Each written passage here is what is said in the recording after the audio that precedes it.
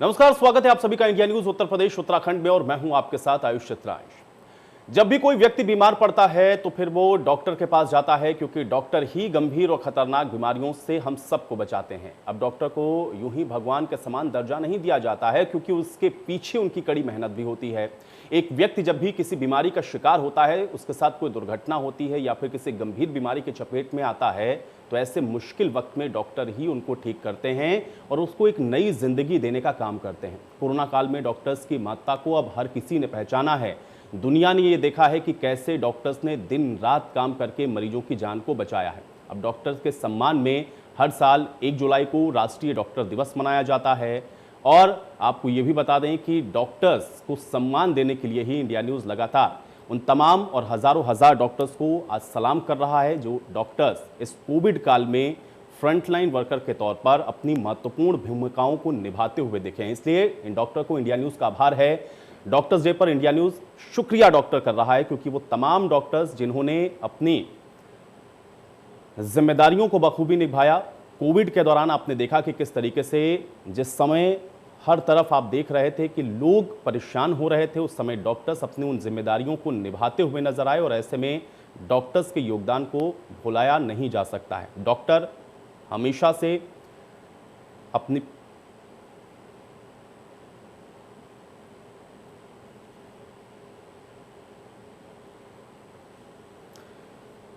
तो चलिए अब इसी पर बातचीत करते हैं। चूंकि डॉक्टर्स के योगदान को हम लोग याद कर रहे हैं, तो हमारे साथ संदीप सिंह जी जुड़ रहे हैं, जो कि राज्य मंत्री हैं। संदीप जी, सबसे पहले तो बहुत स्वागत है आज आपका इंडिया न्यूज में।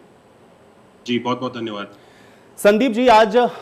हम लोग राष्ट्रीय डॉक्टर्स दिवस मना रहे हैं। हम ये भी कह सकते हैं कि आज डॉक्टरों को हम लोग याद इसलिए भी कर रहे हैं क्योंकि कोविड के दौरान जो भूमिकाएं हम लोगों ने डॉक्टर की देखी, वो निस्संदेह उसको हम लोग शब्दों में बयां नहीं कर सकते हैं। लेकिन आज डॉक्टर्स डे के मौके पर आज आप क्या कहना चाहेंगे? उन डॉक्टर्स को आप कैसे याद करेंगे जिन्होंने फ्रंट लाइन में आकर के उन तमाम पेशेंट्स का इलाज किया, अपनी निजी जिंदगी को अलग रखते हुए फ्रंट लाइन पर आकर के इन सारी स्थितियों से वो जूझते रहे। आज डॉक्टर्स डे पर आपका पहला संदेश उन तमाम डॉक्टर्स के लिए क्या है? देखिए, सबसे पहले मैं आज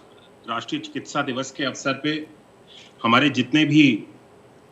फ्रंटलाइन में काम कर रहे हैं, हमारे जितने भी फ्रंटलाइन वर्कर्स हैं, डॉक्टर्स हैं, सभी को आपके चैनल के माध्यम से अपनी ओर से ढेर सारी शुभकामनाएं देना चाहता हूं। राष्ट्रीय चिकित्सा दिवस के अवसर पे मैं समझता हूं कि आज जिस कोविड की लड़ाई को हम सब लोग मिल करके जिसका सामना कर रहे हैं और आज एक ऐसी स्थिति में है कि एक सफल होते हुए हम सब लोग नजर आ रहे हैं कि कोविड की जो केसेस हैं प्रतिदिन कम होते चले जा रहे हैं और रिकवरी के जो दर है वो प्रतिदिन बढ़ती चली जा रही है। अगर इसका एकमात्र श्रेय मैं अगर किसी को देना चाहूंगा तो वह केवल और केवल आज अपने डॉक्टर्स को देना चाहता हूं। आज अगर हमारे फ्रंट लाइन में जिस तरह से ये डॉक्टर्स अपनी जान के बिना परवाह किए हुए कार्य कर रहे हैं, बल्कि अगर मैं कहूं कि हम आज डॉक्टर्स को जिस तरीके से हम लोग कहते हैं कि भगवान के रूप में डॉक्टर को देखा जाता है, आज हम सब इस कोविड काल में डॉक्टर्स के रोल को जिस तरह से हम सब लोगों ने देखा, डॉक्टर्स के रोल ने अपने आप को आज स्वयं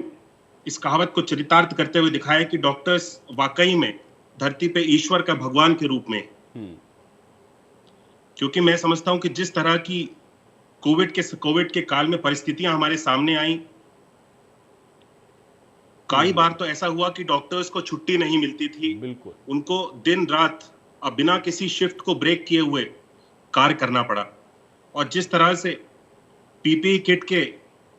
उसको पहन करके हमारे कोविड के पेशेंट्स के बीच में डॉक्टर्स को रहना पड़ता था, इस किट को मैंने भी 1-2 बार इस्तेमाल किया है।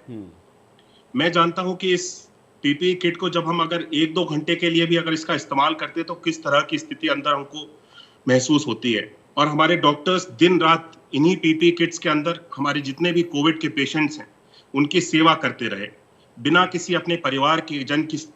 फिक्र किए हुए। मैं समझता हूं कि हमारे डॉक्टर्स के पास भी अपनी स्वयं की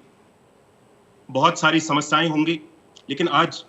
इस कोविड के काल में जिस तरह से हमने अपने डॉक्टर्स के और जितने भी फ्रंटलाइन वर्कर्स हैं इनकी सेवा भाव को देखा है, मैं इनके लिए अपने हृदय से जितना धन्यवाद देना चाहूंगा उतना कम रहेगा। संदीप जी, चूंकि डॉक्टर्स का योगदान तो निस्संदेह मैंने पहले भी कहा कि शब्दों में उसको बयां कर पाना बहुत मुश्किल है, और फ्रंटलाइन वर्कर्स के तौर पर, और जिस समय हम लोग देख रहे थे कि पीक था, उस समय डॉक्टर्स ने किस तरीके से अपनी भूमिकाओं को निभाया है, आप भी बता रहे थे उन बातों को। इसी को थोड़ा सा और आगे बढ़ाते हुए संदीप जी, चूंकि आपने कहा एक तो वो पीपीई किट पहनना या फिर उस सर्कमस्टेंसेस में काम करना जिस समय हम लोग देख रहे थे कि एक पैनिक सी सिचुएशन थी, एक तो वो भी चुनौती थी। दूसरा ये है कि डॉक्टरों की भी अपनी कुछ समस्याएं, जैसे उनको अपने आप को भी बचाना है। तो कोविड के दौरान राज्य सरकार, चूंकि आप मेडिकल हेल्थ विभाग से जुड़े हुए हैं, राज्य मंत्री हैं आप डॉक्टर्स की सिक्योरिटी को लेकर के, डॉक्टर कोरोना से भी मुक्त रहें, उनको वो गंभीर बीमारी उनके जद तक ना जाए, उसकी रोकथाम के लिए आप लोगों ने अपने स्तर पर क्या प्रयास किया? और दूसरा ये कि डॉक्टर्स भी अपने आप को लेकर, अपनी सेफ्टी को लेकर के जो कंसर्न बार बार जताते रहे, उस स्तर पर राज्य सरकार के द्वारा क्या प्रयास किया गया, अगर इस विषय को आप बता पाएं। देखिए, इस विषय पे, क्योंकि इस कोविड के काल में मैं समझता हूं कि इस तरह की इमरजेंसी की स्थिति उत्पन्न हो गई कि हमारे पास किसी तरह का कोई रास्ता नहीं था। हमारे पास जितने भी कोविड के पेशेंट्स थे, हमारी डॉक्टर्स के माध्यम से हमने उनको बेहतर से बेहतर ट्रीटमेंट देने का प्रयास किया। जहां तक हमारे डॉक्टर्स की बात आती है, डॉक्टर्स के ख्याल के लिए, डॉक्टर्स की बेहतरीकरण के लिए, उनको डॉक्टर्स को मैं समझता हूँ एक मॉनिटरी बेनिफिट दे करके भी हमारी सरकार ने उनको प्रोत्साहन देने का कार्य किया। बाकी जो भी सुविधाएं, जैसे कि हमारे प्रदेश भर में डॉक्टर्स की जो कमी थी, उसको भी दूर करने का कार्य आज हमारी प्रदेश सरकार के द्वारा बहुत तेजी से किया जा रहा है। बाकी अन्य जो भी डॉक्टर्स के संगठनों के माध्यम से सरकार के सामने जो भी छोटी से छोटी समस्या आती है, तो उसको प्राथमिकता देते हुए आज सरकार के द्वारा किसी भी तरह की, मैं समझता हूँ कि जो भी सहयोग चाहिए, चाहे वह बेहतर से बेहतर टेक्नोलॉजी के माध्यम से हो या फिर बेहतर से बेहतर इंफ्रास्ट्रक्चर प्रोवाइड करने के माध्यम से हो, आज हर एक क्षेत्र में मैं समझता हूं कि डॉक्टर्स के साथ कंधे से कंधा मिलाकर के हमारी सरकार के द्वारा कार्य किया जा रहा है। संदीप जी, अब मैं आपके थोड़ा डिपार्टमेंट पर भी आता हूं, क्योंकि मैं उस विषय को भी थोड़ा समझना चाहूंगा और डॉक्टरों से रिलेट करते हुए, क्योंकि अभी हम लोग देख रहे हैं कि एक तो सेकंड फेज जो है, धीरे धीरे हम लोग बिल्कुल नॉर्मल हो चुके हैं या बैक टू नॉर्मल की तरफ बढ़ रहे हैं, क्योंकि अब ज्यादातर चीजें ओपन हो रही हैं। लेकिन थर्ड वेव को लेकर के एक तो खतरा लगातार बरकरार है, डॉक्टर्स को लेकर के कंसर्न बार बार जता रहे हैं। तो डॉक्टर के साथ कोऑर्डिनेट करते हुए और थर्ड वेव को लेकर के किस तरीके से राज्य सरकार ने अपने स्तर पर तैयारियां की हैं, अगर इस विषय को थोड़ा सा बताएं। देखिए, थर्ड वेव को लेकर के जिस तरह से आशंकाएं जताई जा रही हैं, मैं समझता हूं कि यह एक तरीके से निश्चित है, क्योंकि जब सेकेंड वेव का हमने सामना किया अन्य देशों में, जैसे कि यूके हो गया, यूएस हो गया, अन्य देशों में भारत देश से लगभग 2-3 महीने पहले इसका प्रकोप शुरू हो जाता है। और उसी तरह से अगर मैं अब थर्ड वेव की बात करूं, जो डेल्टा प्लस वेरिएंट है, अभी अन्य कई देशों में हम इस डेल्टा प्लस वेरिएंट्स के केसेस को, इनका सामना कर रहे हैं। काफी बड़ी मात्रा में कई देशों में डेल्टा प्लस के जो केसेस अब सामने आ रहे हैं। तो यह एक तरीके से जितने भी विशेषज्ञ हैं, इन सब लोगों ने अनुमान लगाया कि भारत में भी इस तरह की स्थिति उत्पन्न होगी कि लगभग अगस्त या सितंबर के माह तक ये जो डेल्टा प्लस वेरिएंट है, इसका भी थर्ड वेव का प्रकोप भारत देश पे प्रभावित कर सकता है। तो इसको चलते हुए सरकार के द्वारा अभी से सारी जितनी भी सेकेंड वेव में हमने कमियों का सामना किया, सभी को अभी से चुस्त करने का कार्य किया जा रहा है। और खास तौर पे जिस तरह से विशेषज्ञों ने यह आपत्ति जताई है कि जो थर्ड वेव होगी, इसमें जो छोटे बच्चे हैं वे ज्यादा प्रभावित हो सकते हैं। तो छोटे बच्चों प्रभावित ना हो, अभी से इस तरह की व्यवस्थाएं बनाई गई हैं। जितने भी हमारे मेडिकल कॉलेजेस हैं, सीएचसीज हैं, सभी में 100-100 बेड के बच्चों के लिए विशेष रूप से आईसीयू बनाए गए हैं। पीकू और नीकू के जो निर्माण कार्य हैं, इनको भी पूरा कर लिया गया है। मैं समझता हूं कि सरकार के द्वारा अभी से एक विशेष रूप से प्रयास किया गया कि जितने भी हमारे 18 साल से छोटे बच्चे हैं, क्योंकि उनको वैक्सीनेट हम नहीं कर सकते हैं, जो भी वैक्सीनेशन का कार्य चल रहा है वो 18 से ऊपर चल रहा है। तो इन छोटे बच्चों के लिए भी अभी 27 जून से पूरे प्रदेश भर में विशेष रूप से एक अभियान चलाया गया है, जिसमें कि दवाइयों के पैकेट्स गांव-गांव तक आरआरटीज के माध्यम से और निगरानी समितियों के माध्यम से 0 से लेकर के 1 वर्ष तक, और 1 वर्ष से लेकर के 5 वर्ष तक, और 5 से लेकर के 12 वर्ष तक, और 12 से लेकर के 18 वर्ष के अंदर तक के हमारे जो भी बच्चे हैं, उनके लिए विशेष रूप से दवाइयां बनाई गई हैं, जो कि पैकेट्स के अंदर बना करके गांव-गांव तक आज पहुंचा दिए गए हैं। इन निगरानी समितियों के माध्यम से जितने भी हमारे ऐसे लक्षण जो भी बच्चे अगर मिलते हैं, तो उन तक इन दवाइयों के पैकेट्स को पहुंचाने का कार्य किया जाएगा और इन दवाइयों के पैकेट्स के अंदर जो इसका प्रिस्क्रिप्शन है कि डोज किस तरीके से आपको देनी है वह भी इसके अंदर उपलब्ध है। तो एक प्रयास किया गया है कि हर एक गांव-गांव तक अगर शुरुआती लक्षण कोई भी दिखते हैं तो हम इस कोविड की तीसरी लहर में इसको काबू में करने का प्रयास करें। जहां तक इंजेक्शंस की बात आई, ऑक्सीजन की सप्लाई की बात आई, अब इसका स्टॉक को सरकार के द्वारा पूरी तरह से नियमित रूप से बनाया जा रहा है कि जिस तरह से सेकेंड वेव में हमने सामना किया, थर्ड वेव में इसका किसी भी तरह की कोई कमी ना आने पाए। ऑक्सीजन की जैसे हमको कमी आई, उत्तर प्रदेश में लगभग 250 से 300 मेट्रिक टन आम दिनों में ऑक्सीजन की खपत होती थी। इस कोविड के सेकेंड वेव में हमने देखा कि कोविड जो ऑक्सीजन की खपत है वो लगभग 1000 से लेकर के 1300-1400 मेट्रिक टन तक चली गई। इस गैप को भी पूरा करने का प्रयास हमारी सरकार के अंदर माननीय मुख्यमंत्री योगी आदित्यनाथ जी के नेतृत्व में हमने पूरे देश भर से अलग अलग जगहों से ऑक्सीजन को एकीकृत करते हुए सभी हॉस्पिटल तक पहुंचाने का कार्य किया और थर्ड वेव का सामना करने के लिए अब हमने इस व्यवस्था को पूरी तरह से चुस्त दुरुस्त बनाने का कार्य किया है। उत्तर प्रदेश में 110 से भी ज्यादा ऑक्सीजन के जो प्लांट्स हैं, नए प्लांट्स को लगा करके अब कार्यरत कर दिया गया है और भी अन्य कई प्लांट्स लगाए जा रहे हैं। इसमें पीएम केयर के माध्यम से भी और प्रदेश सरकार के माध्यम से भी दोनों के माध्यम से जगह जगहों पे ऑक्सीजन के प्लांट्स लगाए जा रहे हैं ताकि अगर इस तरह की कोई भी स्थिति उत्पन्न होती है तो हम किसी और के ऊपर ना निर्भर हो, स्वयं ऑक्सीजन अपने आप जनरेट करके और मरीजों तक उनकी सेवा करने हम सब लोग कामयाब हो सके। संदीप जी, अब थोड़ा सा वैक्सीनेशन वाले पार्ट पर भी मैं जरूर जानना चाहूंगा और वैक्सीनेशन को लेकर के अगर मैं इस समय प्रदेश के लिहाज से आपसे जानना चाहूँ क्या स्थिति है और खासतौर से उस दौर को भी हम लोगों ने देखा कि कुछ लोग या फिर कुछ सोशल साइट्स पर हम लोगों ने देखा कि भ्रामक जानकारियां लोगों तक पहुंच रही थी, लोग वैक्सीनेशन को लेकर के कतरा रहे थे। हालांकि अब तो काफ़ी संख्या में लोग पहुंच रहे हैं। मौजूदा दौर के अंदर चूंकि वैक्सीनेशन ही एकमात्र हम लोग देख पा रहे हो, तमाम डॉक्टर्स भी इस बात को बार बार कह रहे हैं कि वैक्सीनेट जितने ज़्यादा से ज़्यादा संख्या में लोग हो जाएंगे उतना ही आसान होगा अगर थर्ड वेव आती भी है तो उसका मुकाबला कर पाना। वैक्सीनेशन को लेकर के समय मौजूदा स्थिति क्या है प्रदेश के लिहाज से और लोगों को कैसे अवेयर कर पा रहे हैं डॉक्टर्स की मदद के साथ या डॉक्टरों के साथ आप लोग लेके कैसे इसको आगे चल रहे हैं? संदीप जी देखिए, वैक्सीनेशन का कार्य मैं समझता हूं कि अगर कोविड की लड़ाई में एकमात्र हमारे पास जो सबसे मजबूत उपाय है वो अपने आप को वैक्सीनेट कराना है। हमारा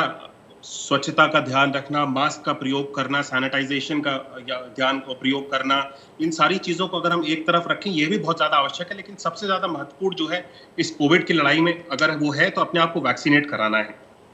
सरकार के द्वारा एक विशेष अभियान चलाया जा रहा है हमारे कि अधिक से अधिक लोगों को समय के अंदर, जैसे कि तीसरी लहर का जो अनुमान जताया गया है कि सितंबर तक अगर हम तीसरी वेव का सामना करते हैं तो एक विशेष अभियान चलाते हुए हम सभी लोगों को वैक्सीनेट करने का प्रयास कर रहे हैं। जून के माह में भी हमारी उत्तर प्रदेश सरकार के द्वारा लक्ष्य रखा गया था कि 1 करोड़ से भी अधिक लोगों को वैक्सीनेट करने का कार्य किया जाएगा। तो वह लगभग 21 जून तक ही हमने अपने 1 करोड़ के लक्ष्य को पूरा कर लिया। उसके बाद जो वैक्सीनेशन का कार्य है 1 करोड़ प्लस में वैक्सीनेशन का कार्य चल रहा है और आज से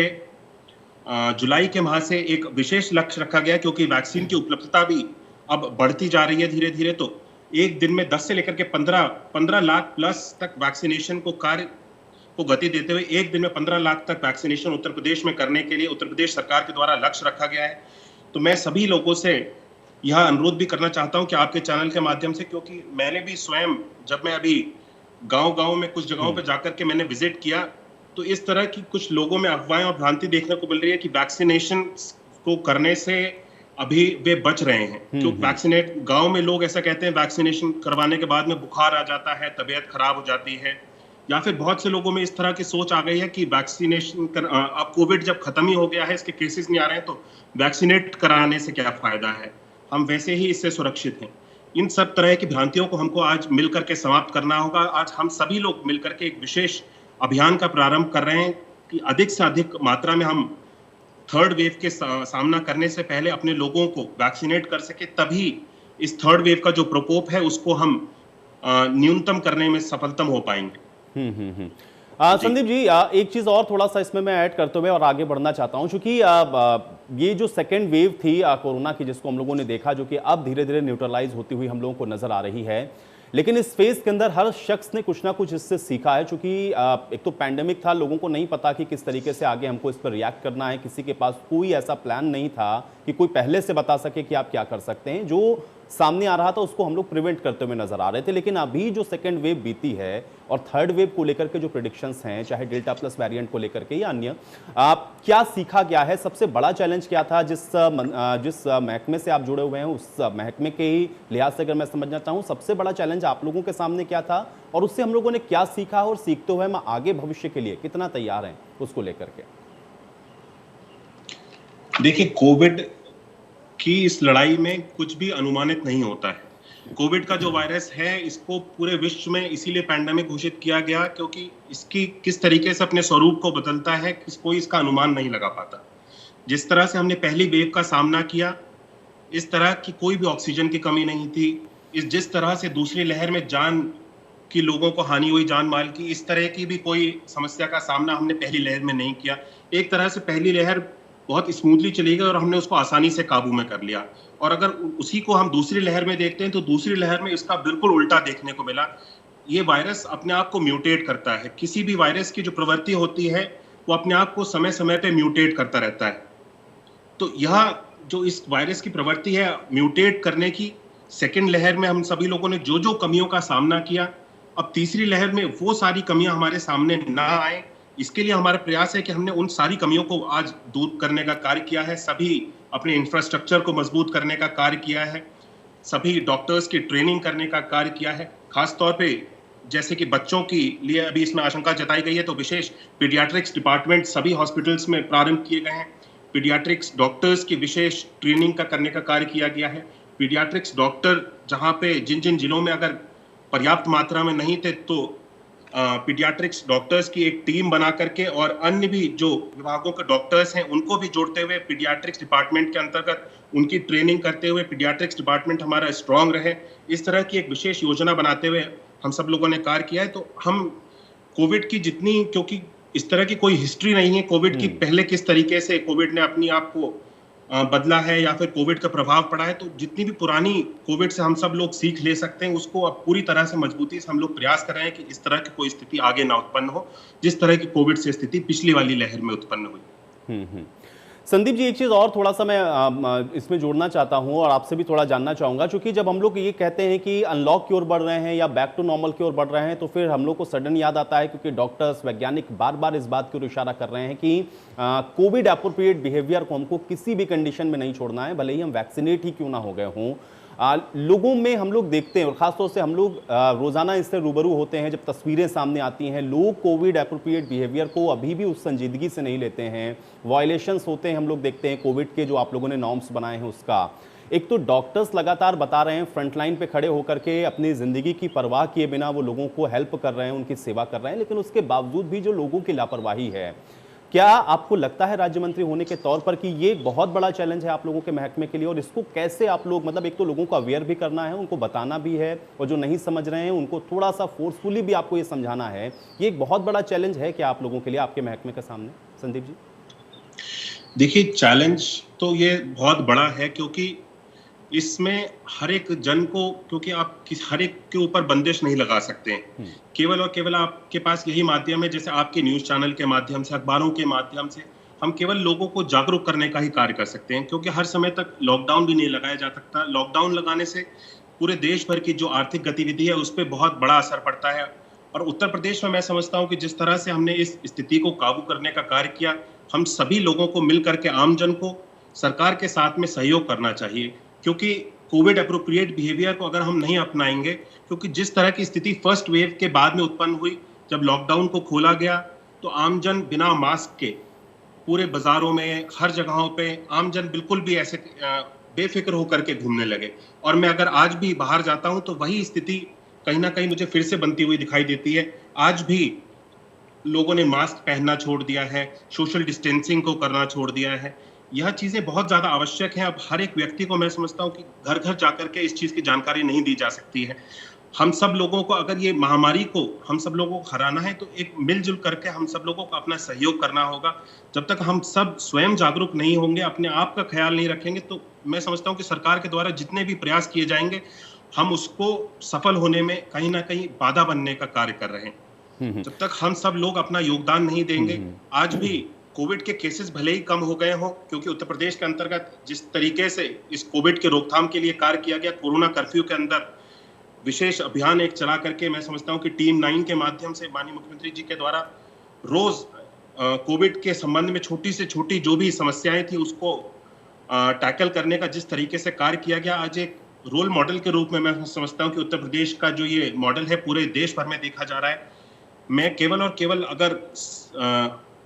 यह अनुरोध करना चाहता हूं अपनी प्रदेश की जनता से और अपने देश की जनता से भी कि हम सब अगर सरकार का इस महामारी में कंधे से कंधा मिलाकर के सहयोग करेंगे तो उतनी जल्द से जल्द इस कोविड की लड़ाई में हम अपने आप को और अपने देश को जीत हासिल करने में अपना योगदान दे सकेंगे। संदीप जी, आपने चूंकि ये कहा कि उत्तर प्रदेश मॉडल का आपने जिक्र किया, तो अभी भी खबर आई कि ऑस्ट्रेलिया ने भी उत्तर प्रदेश की तारीफ की, यूके से कंपैरिजन करते हुए बताया कि डेल्टा प्लस वेरिएंट को उत्तर प्रदेश के अंदर बहुत बेहतर तरीके से डील किया गया और इसीलिए कोई केसेस अभी यहाँ रिपोर्ट नहीं हुए हैं। इसके लिए निश्चित तौर पर आप लोग भी बधाई के पात्र हैं। लेकिन इन सब के बीच में एक तो आप लोगों की भागीदारी और डॉक्टरों की जिम्मेदारी, इन दोनों का जो एक बैलेंस था वो कैसे बनाया, और उस दौर के अंदर जिस समय हम लोग देख रहे थे जब पीक पर था सेकेंड वेव, बड़ी पैनिक सी सिचुएशंस थी, तो उस समय सबसे बड़े चैलेंजेस आप लोगों के सामने क्या थे, डॉक्टर्स के लिहाज से भी और जनता के लिहाज से भी? कैसे आप लोगों ने वो सारी चीजों को मैनेज किया, वो एक बैलेंस बनाया, वो एक तारतम्य कैसे बनाया? संदीप जी। देखिए, डॉक्टर्स की समस्या, देखिए मैंने जैसे कि आपसे पहले कहा कि छोटी से छोटी दिन प्रतिदिन जैसे कि माननीय मुख्यमंत्री जी टीम 9 के माध्यम से प्रदेश भर में पूरे सभी जनपदों में इस टीम 9 के माध्यम से एक टीम 9 लखनऊ में कार्य कर रही है और एक टीम 9 का गठन हर एक जनपद के स्तर पे किया गया है। तो जितनी भी दिन प्रतिदिन छोटी से छोटी समस्याएं हमारे सामने आई, उनको हम सब लोगों ने दूर करने का कार्य किया। एक टीम के रूप में डॉक्टर्स और सरकार ने आज एक टीम के रूप में मिलकर के कार्य करने का कार्य किया है, जिसके कारण आज इस स्थिति में हम सब लोग आ पाए हैं कि कोविड के जो केसेस हैं पूरे देश भर में, आज भी कई प्रदेशों में कोविड के केसेस बड़ी मात्रा में आ रहे हैं, लेकिन उत्तर प्रदेश में जो कोविड के केसेस हैं वो अब 200 के अंदर ही सिमट के आ चुके हैं। प्रतिदिन जो केसेस की बढ़ोतरी है वो 200 के अंदर है और लगभग 98% तक हमारा जो रिकवरी रेट है हम सब लोगों ने सेट कर लिया है। तो मैं कहूँगा कि आज इसको मैं किसी शब्दों में नहीं कहूंगा, बल्कि दिन प्रतिदिन छोटी से छोटी, जैसे कि जो भी इश्यूज डॉक्टर्स के द्वारा राइज किए जाते थे उनको वहीं पे समय पे रिजॉल्व करके एट दी पॉइंट सरकार ने मिल करके आज एक टीम के रूप में मिल करके कार्य करने का कार्य किया है। बिल्कुल संदीप जी, बिल्कुल। मेरा आखिरी सवाल आपसे यह है, आज चूंकि डॉक्टर्स डे है, डॉक्टर्स डे के मौके पर आज आप डॉक्टर्स को क्या संदेश देना चाहते हैं या क्या उनको कहना चाहेंगे आज इस डॉक्टर्स डे के अवसर पर? देखिए, इस डॉक्टर्स डे के अवसर पे मैं अपने सभी जितने भी डॉक्टर्स हैं, मैं सबसे पहले तो उनको अपने हृदय से धन्यवाद करता हूं कि जिस तरह से अपनी सेवाएं दे रहे हैं। मैं समझता हूं कि इस तरह का ना तो हमने कभी पहले अपने जीवन में इस तरह की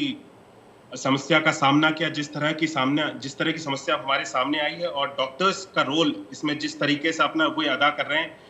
वे जितनी उसकी तारीफ करो उतनी तारीफ उसकी कम होगी। डॉक्टर्स ने अपना जिस तरीके से इस कोविड की महामारी में अपने रोल को